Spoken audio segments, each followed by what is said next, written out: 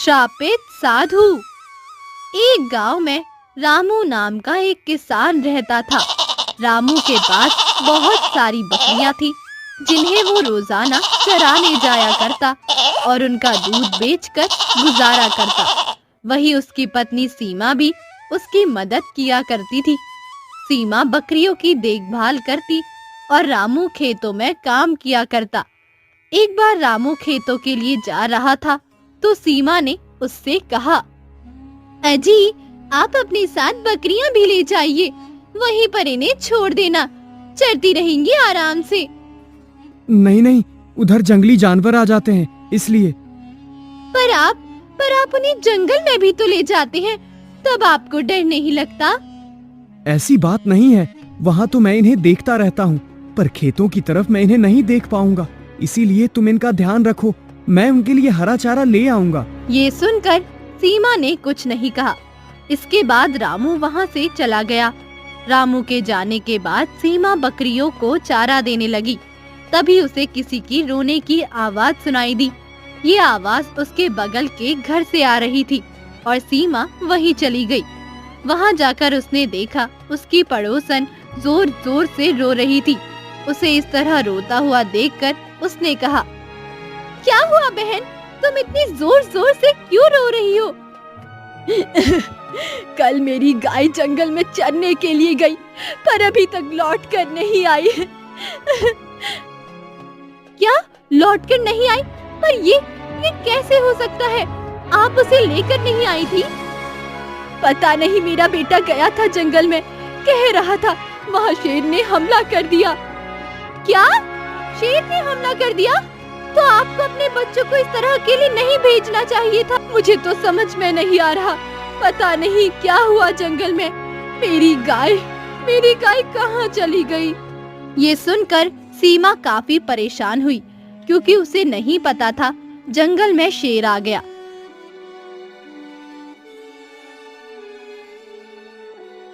शाम को जब रामू लौट कर आया तो उसने अपने पति से कहा, अजी सुनिए, आज पड़ोसन की गाय को शेर ने खा लिया। ये तुम क्या कह रही हो? भला हमारे गांव में शेर कहाँ से आ सकता है?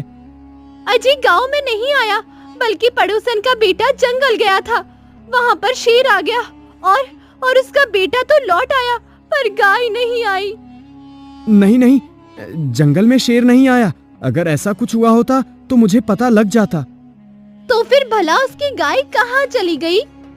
मुझे तो लगता है वो कहीं भाग गई होगी और उसके बेटे ने झूठी कहानी सुना दी। ये सुनकर सीमा ने कुछ नहीं कहा।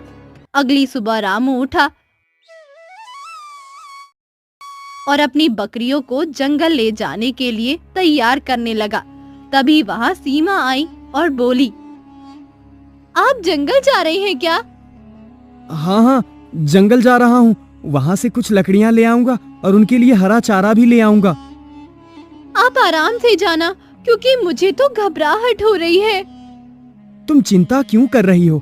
मैं सही सलामत लौट आऊंगा। तुम अपने मन से भ्रम को निकाल दो। इसके बाद रामू जंगल के लिए चला गया। तभी उसके घर पर पड़ोसन आई और उसने कहा, अरे तुम्हारे पति कहाँ चले गए? बकरियों को लेकर लगता है जंगल गए हैं। हाँ, जंगल ही चले गए हैं। क्यों, क्या हुआ? तुम्हारी गाय नहीं मिली क्या? नहीं, कुछ आदमी गए तो उन्होंने बताया मेरी गाय को शेर ने खा लिया है। क्या तो इसका मतलब जंगल में सच में शेर आ गया है? हाँ, मुझे तो बहुत डर लग रहा है, कहीं वो गांव में भी ना आ जाए। ये सुनकर सीमा भी काफी ज्यादा परेशान हो गई क्योंकि उसका पति भी जंगल गया और वो भगवान से प्रार्थना करने लगी, हे भगवान, मेरे पति की रक्षा करना। उन्होंने मेरी बात नहीं मानी, जबकि जंगल में सच में शेर है। अब पता नहीं क्या होगा। सीमा काफी ज्यादा घबरा रही थी, उसे कुछ समझ नहीं आ रहा था।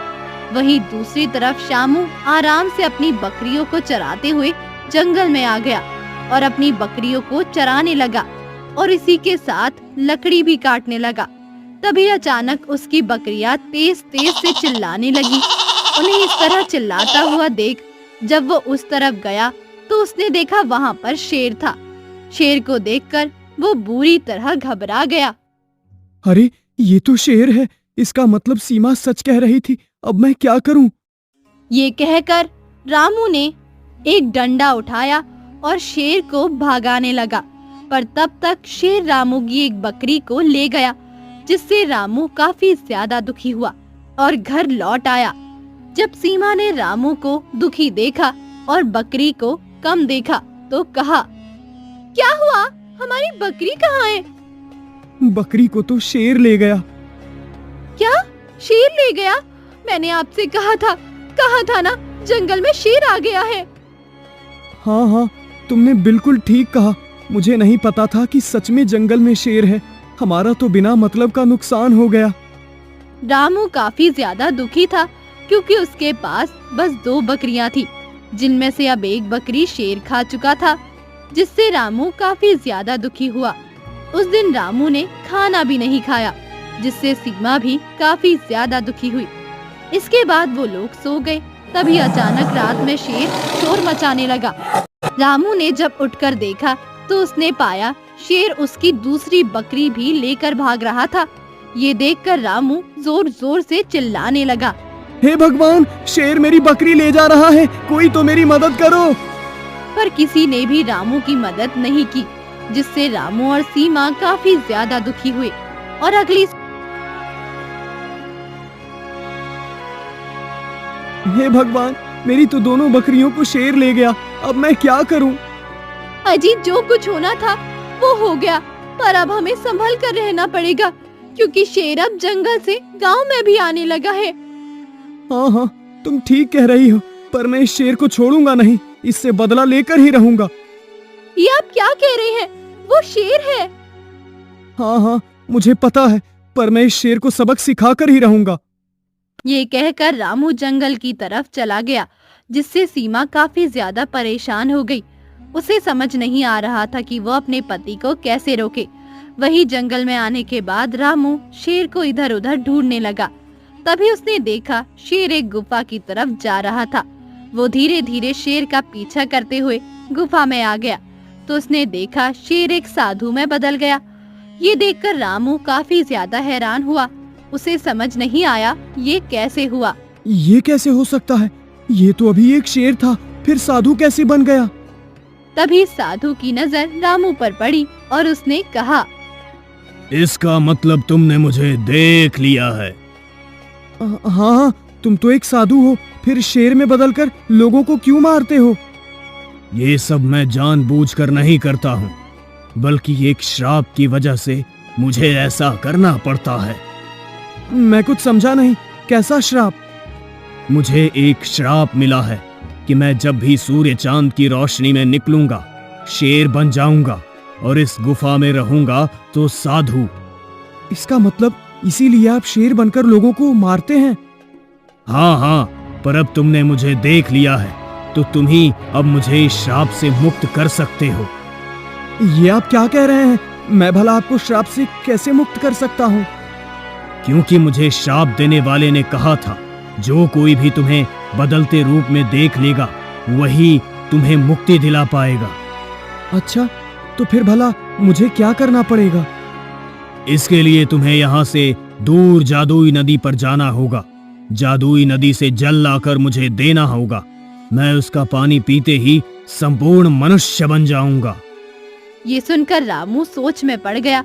उसे समझ नहीं आया कि वो क्या करे, क्योंकि वो तो यहाँ बदला लेने आया था। फिर उसने कहा, ठीक है, मैं जादुई नदी का पानी लेकर आता हूँ। ये कहकर रामू जादुई नदी का पानी लेने के लिए चला गया। वहीं दूसरी तरफ सीमा काफी ज्यादा परेशान हो रही थी। हे भगवान, मेरे पति की रक्षा करना, वो शेर से बदला लेने गए हैं, जबकि शेर बहुत ही खतरनाक होता है। समझ में नहीं आ रहा मैं क्या करूं, कैसे अपने पति को बचाऊं। वही रामू उसी जादुई नदी के पास पहुंच गया। नदी पर आने के बाद उसने कहा, लगता है यही वो जादुई नदी है जिसके बारे में मुझे साधु ने बताया था। ये कहकर जादुई नदी का पानी लिया और वहाँ से जाने लगा। तभी अचानक उसके सामने एक बंदर आ गया और उसने कहा, क्योंकि मैं जादुई नदी का रखवाला हूँ, बंदर को बोलता हुआ देखकर रामू काफी ज्यादा हैरान हुआ और बोला, तुम बोल कैसे सकते हो? क्योंकि मैं जादुई नदी का रखवाला हूँ। पर मुझे ये पानी एक साधु के लिए चाहिए। नहीं नहीं, मुझे तुम्हारी बातों पर विश्वास नहीं है। मैं सच कह रहा हूँ, ये पानी मुझसे एक साधु ने ही मंगवाया है। ये सुनकर बंदर ने रामू की आंखों में देखा तो बंदर को पता लग गया रामू सच कह रहा है और उसने कहा, ठीक है, जाओ यहाँ से। इसके बाद रामू साधु के पास आया और उसे जल दे दिया। साधु ने जैसे ही जादुई पानी पिया तो वो गुफा से बाहर आ गया तो इंसान ही रहा, जिससे वो काफी ज्यादा खुश हुआ। अरे वाह, मेरा श्राप तो हट गया। तुम्हारा बहुत बहुत धन्यवाद। अरे इसमें धन्यवाद की क्या बात थी? मेरी वजह से तुम्हारा जो कुछ भी नुकसान हुआ है उसका ये हर्जाना है। अरे इसकी क्या जरूरत थी? अवश्य, कैसे नहीं थी, तुमने मेरी बहुत मदद की।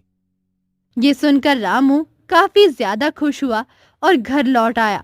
सीमा ने जब रामू को देखा तो वो काफी ज्यादा खुश हुई और बोली, आप आ गए, मुझे तो आपकी बड़ी चिंता हो रही थी जी। इसके बाद रामू ने सीमा को सारी बात बताई, जिसे सुनकर सीमा भी काफी ज्यादा हैरान हुई, पर वो खुश थी कि उसका पति सही सलामत लौट आया है और अब वो लोग काफी ज्यादा खुश थे।